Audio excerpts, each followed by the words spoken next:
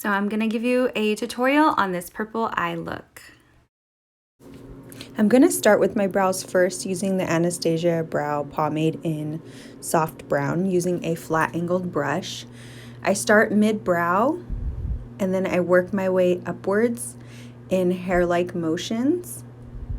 And then I'm going to go upwards with the growth of my hair at the base. Now I'm using the Tarte Shape Tape Concealer in light neutral, and I'm using it to carve out my brow, but also to prime my eye for my eyeshadow.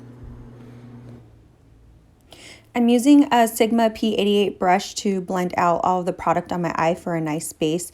Next, I'm going to use the MAC 224 brush, and this is best for blending.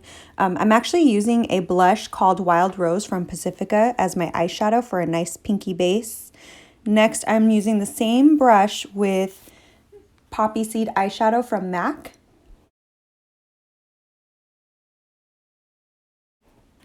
So now I'm using a MAC 217 brush with the eyeshadow Hoax from MAC, and I'm going to intensify my crease, my outer crease only. So I'm using patting motions and swiping inward.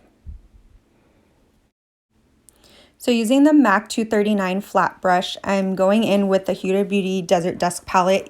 First, the eyeshadow is Twilight, so I'm using patting motions to really get that shimmer on my eye. Using the same brush, I'm going in with Amethyst from the same palette and just popping that right over mid-lid, also using patting motions. Now I'm going to intensify the shimmer using Retrograde eyeshadow from the same palette, but this time I wet my brush with Cover FX Illuminating Setting Spray. Highlighting under my brow bone with the MAC 222 brush and Whisper eyeshadow from Tarte. Using the MAC 212 definer brush, I'm going in with Elsie Cosmetics Smokeout eyeshadow to create an eyeliner. I'm not using a liquid or a pencil, just using eyeshadow. Next, I'm using the Porefessional primer from Benefit, and using my fingers, I'm just going in with the primer and making sure it's all smoothed out. Next, I'm actually going to start applying my contour and my highlight before I even place my foundation on. So I'm using the Tarte Shape Tape in Light, and I'm going in under my eyes, on my forehead, on my nose, right under my cheek. And then for the contour, I'm using Bobbi Brown's foundation stick in Cool Almond. And I'm going in my cheekbones, on my forehead, just contouring wherever I need to apply it. And also contouring my lips here. The reason why I'm contouring and highlighting before applying my foundation is because I really want a nice soft contour and highlight. So by applying this before your foundation, you're going to really get a nice, beautiful blend once you apply your foundation over. So with that damp beauty blender, I'm going in with NARS Natural Radiance Long Wear foundation, and I mix my colors, so I'm not exactly sure what shade I am, but I'm just applying this all over. The beauty blender really helps with blending without losing a lot of color and not over blending and ruining your contour. So to lock everything in place, I'm using a combination of mixed powders that I put together and a dry beauty blender, and just really getting this into my skin to lock in the foundation. I have dry skin, but I feel like my makeup is more long lasting when I apply powder all over. Going in with the MAC 168 brush and Anastasia Beverly Hills powder bronzer in the color Rosewood, I'm going to bring back some of my contour and just bronze my forehead, under my cheekbones, and then also I'm going to go over my nose contour with the MAC 217 brush and making sure that I blend into my brows. That way, if I leave any spaces, it's going to look a little awkward. So you really want to blend your nose contour into your brow bone.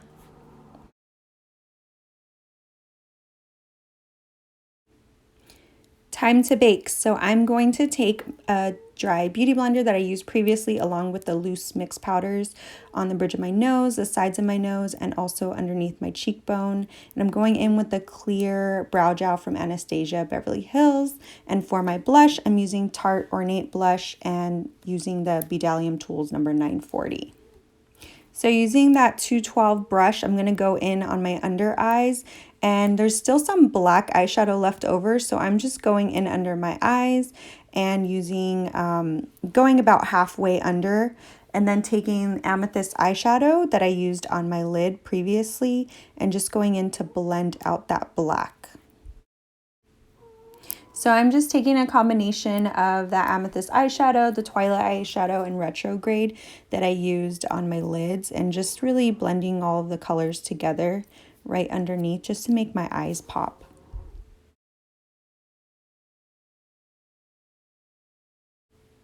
So I typically don't do a lot of eyeliner in my waterline personally, but for this look, I'm going to use a black pencil, a kohl eye pencil from Starlooks, and this is in the color Obsidian. So I'm just going to apply that right into my waterline. So I wanted to deepen the color a little bit more, so I'm going to use that LC Cosmetics Smoke Out eyeshadow and really going to blend from my waterline outwards. That way I can really get a smoky look. I'm going to wipe off the areas that I am baking using a Bdellium Tools brush in number 960. Now I'm going to highlight my cheeks with the Artist Couture Diamond Glow powder, and this is in the shade Conceited. So I'm just using a small fluffy brush to apply my highlight.